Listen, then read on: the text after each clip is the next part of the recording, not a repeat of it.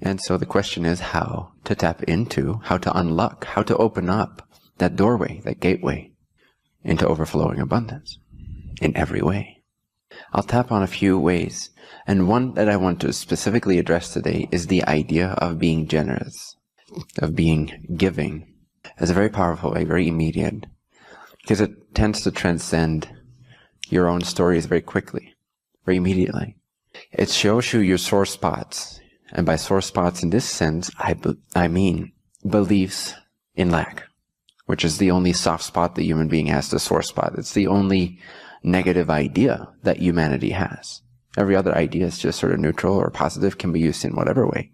But the idea that lack exists is the only idea existence doesn't know what to do with.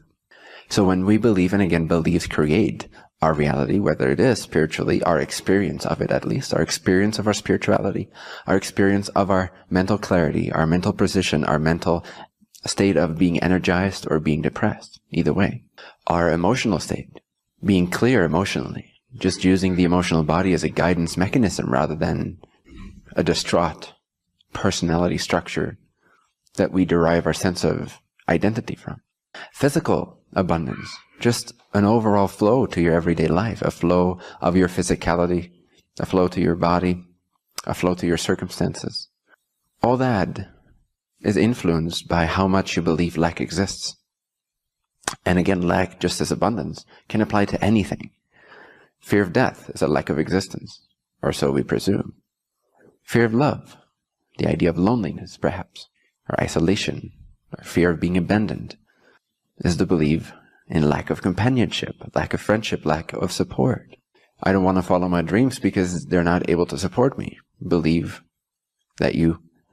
Suggest that you believe that lack exists in terms of the universe will not support you, your higher self will not support you in doing what you love to do, in being who you love to be, in expressing yourself in the way you love to express yourself.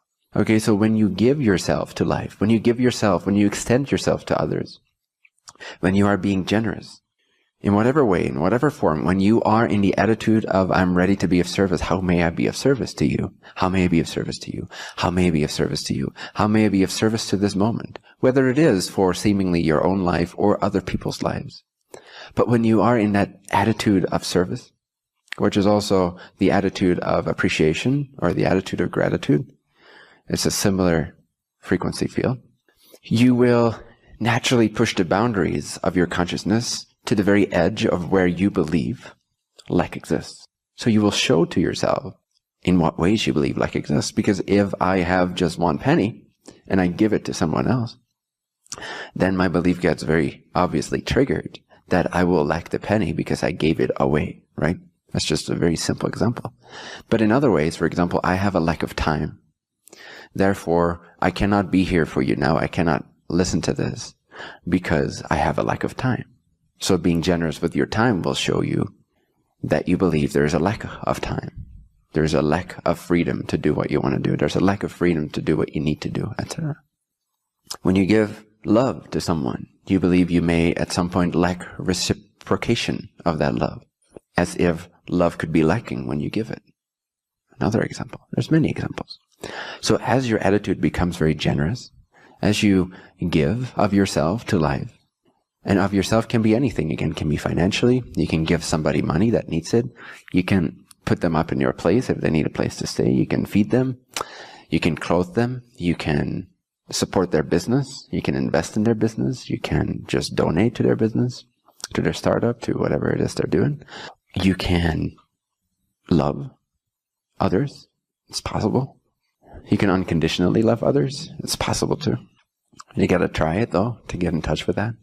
But when you give others love or care or attention or money or housing or shelter or companionship or a business model or your expertise or just your attention, whatever it is, when you are in that attitude of giving, that attitude of generosity, what happens is you actually unlock, you actually open up a gate that's sort of in a sense behind you, like a doorway. You're always looking in front of you, you're not really seeing what's behind you. This is metaphorically speaking. But when you give, something has to open up that valve, which is behind you, which plugs you into all that is, which plugs you into the potential infinite abundance that you are always connected to, whether you block it out or not. And so when you give, that has to open up more. It has to. Imagine this sort of like a bathtub, but then very long, like a channel of water, filled with water, just this long rectangular channel with water, or even a pipeline. Now, if you put your hand in that channel and you move a lot of the water to the left, will there remain emptiness here, a lack of water? Or will water start flowing in immediately? As soon as you move water to the left, there's new water already replacing the old water. And so the more you get in the habit of giving, of sharing, of being generous with yourself completely, you will open up that fountain. Whereas if you say, nope, mine, this is my peace, this is my money, this is my love, this is my time, this is my caring, this is my space, this is my object, this is my present, this is my gift, etc. If that's the attitude, that valve will not open up. In fact, your portion of the water will turn into a dirty, stinky little pond. It doesn't feel good at some point. It becomes polluted, it becomes dirty. All these creatures start thriving in it, these sort of nasty creatures. So that's what you're doing with your energy. It's very much like water. It's even more immediate. The moment you give, it's already replaced. There's not even the half a second that it takes water to flow to that location.